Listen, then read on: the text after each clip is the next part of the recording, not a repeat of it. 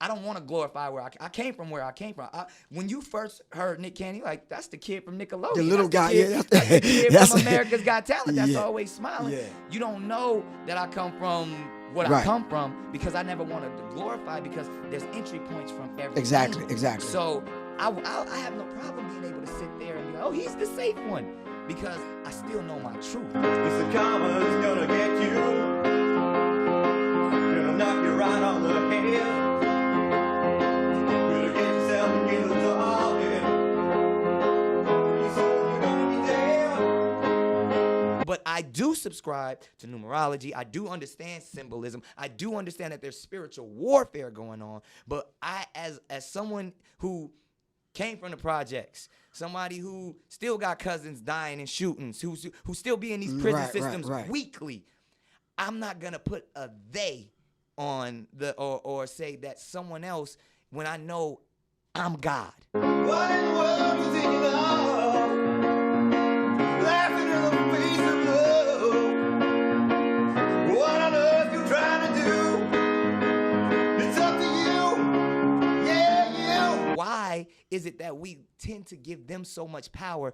And when did that come? And like, it has to be before slavery. It has to be before colonization. Yeah. If I want to say I am a God, I have to really embrace that and can't say someone else overpowers. Right. But guess who? I don't mean to cut you off, but yeah. Guess who is behind the people that's saying that? They call themselves the Illuminati. We didn't call them that. Really? The holders of the light. Really? The light bearers. Still to this day? In different organizations and fraternities and sororities and groups and secret societies. It's the karma's gonna get you. Gonna slap you around in the face. Better get yourself together, darling. Join the human race. Let's go to what it really is then. When we talk about the power of melanated people, when we talk about who we really are as guys and understanding that our melanin is so powerful and it connects us in a way that the reason why they fear black, the reason why they fear is because the lack that they have of it. So then when you see what, Dr. Francis C. Welsing talked about is that fear in that just genetic annihilation, deficiency of when you have a person that has the lack of pigment, the lack of melanin. Right. So then they're acting out of fear. They're acting out of low self-esteem. They're acting out of a deficiency. So therefore, the only way that they can act is evil. They had to be savages.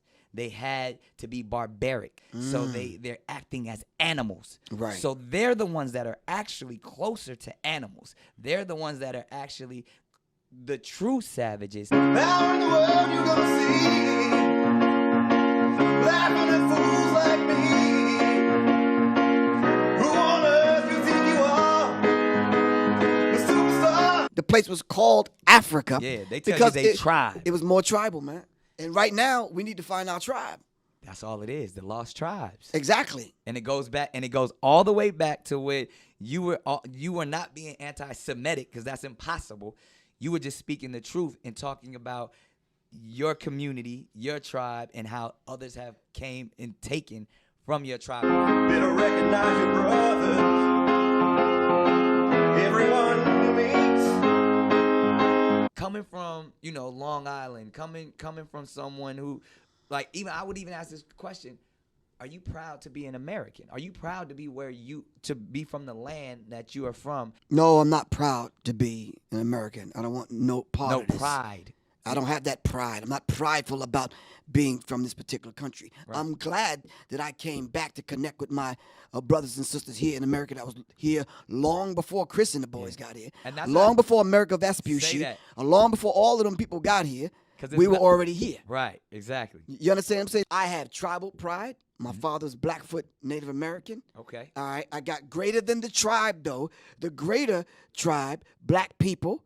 I have pride, and I'm proud to say I'm connected to all of the carbon, copper, melanated people across the globe. Come on now. And we have something in common. Yeah.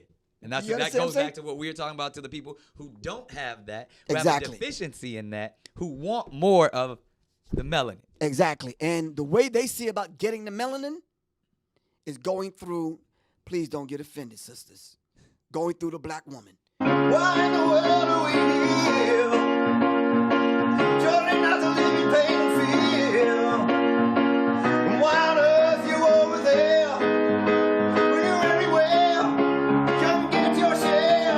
then we get into colorism. Yeah. And these seats, The lighter and the darker. Right, Who has more melanin and in who that? said you can't find one thing on any program on or offline where I disrespect not only Jewish people but gay people. I don't have that conversation like that. Because you don't have that in your spirit. It's not in my spirit because it's all love. Right. Goes back to what he's saying. We soak up the sun. We get power from Exactly. the sun. We process it. They die on the sun. Exactly. The sun kills them. Exactly. It empowers us. Right. With a high form of alchemy, we turn that into, we can get melanated and mellow at night. But when we serious, we get in that sun, we get turned up and lit. You understand what I'm saying? Because we got the melanin to do that, man. Right. Yeah, and a pineal gland that allows us to astroplane and do all the things that we do. Yeah. Exactly.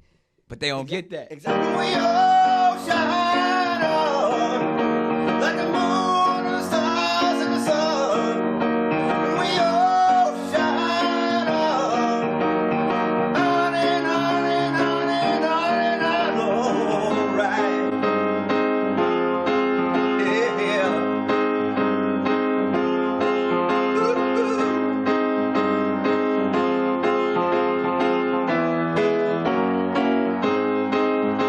Beliefs are binding.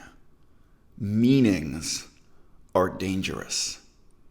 If you know someone who really believes in astrology, who really believes that there are different signs and symbols written into the stars that explain people's personality, that guide people's destinies and fates, they will interpret and reinterpret the most minute and insignificant details of people's lives to fit in with this pattern of meanings that they believe in. It can be very, very hard to shake them out of this belief. Once you start living with that meaning, you see it everywhere. You interpret new and unfamiliar things within that pattern of pre-established meanings. I knew someone in Cambodia who really believed in the Chinese zodiac. All right, so some people are a rooster, some people are a horse. This, instead of Virgo and Sagittarius, this is a different set of zodiac signs, whatever you want to say.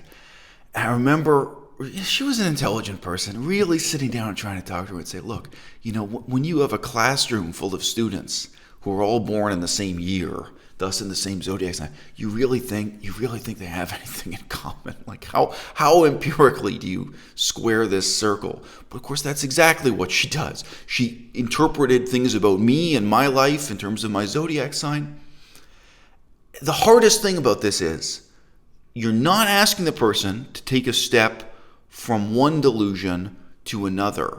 You're actually asking them to take the step from believing in this thing that brings meaning to their life, that infests their view of the world with all kinds of meanings, to believing in nothing at all, right?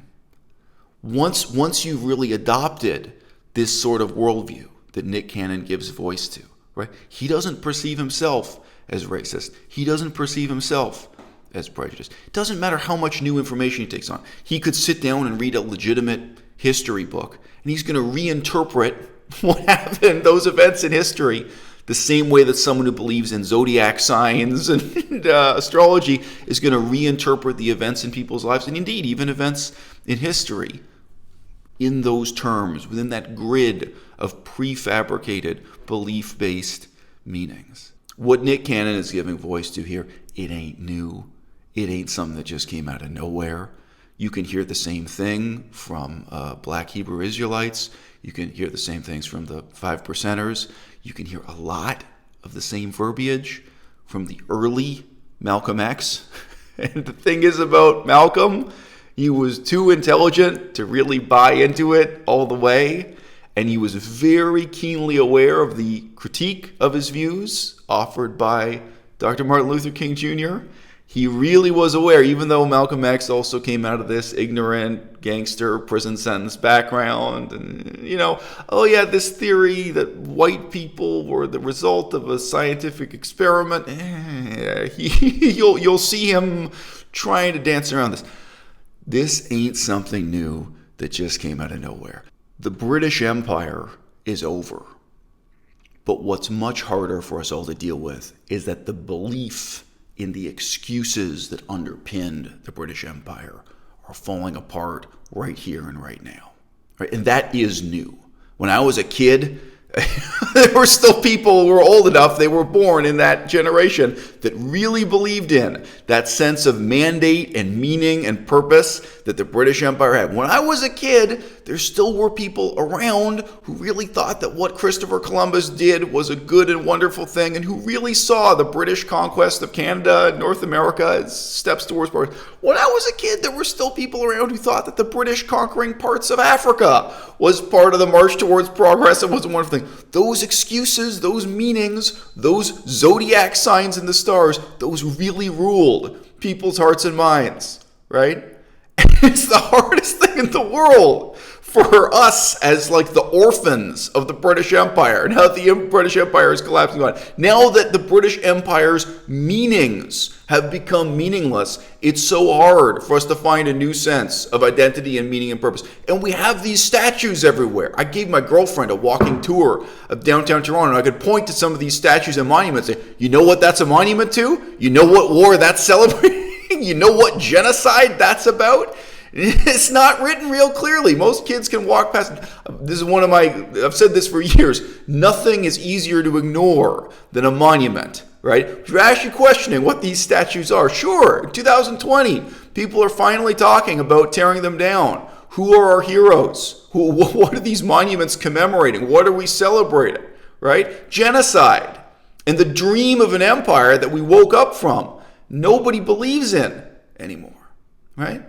The pathos of Nick Cannon, who is an idiot, but I can still sympathize. He's a complete idiot, but of course I can sympathize. You can see him groping for some greater sense of identity. You can see this, desire to conflate who is and who is not Hebrew and Israelite and Semitic, who can and can't claim the narrative of slave rebellion and liberation that's found in the Old Testament. It's the hardest thing in the world for him to really take a step back from this, to not replace it with some other worldview, with some other set of beliefs, some other system of meanings, but to really take that step toward nihilism and believe in nothing else, to really recognize this is meaningless. And then this whole other, even more profoundly disturbing tendency to try to conflate black African people who came here as slaves with the indigenous Native American people, to try to claim some kind of continuity there of non-white civilization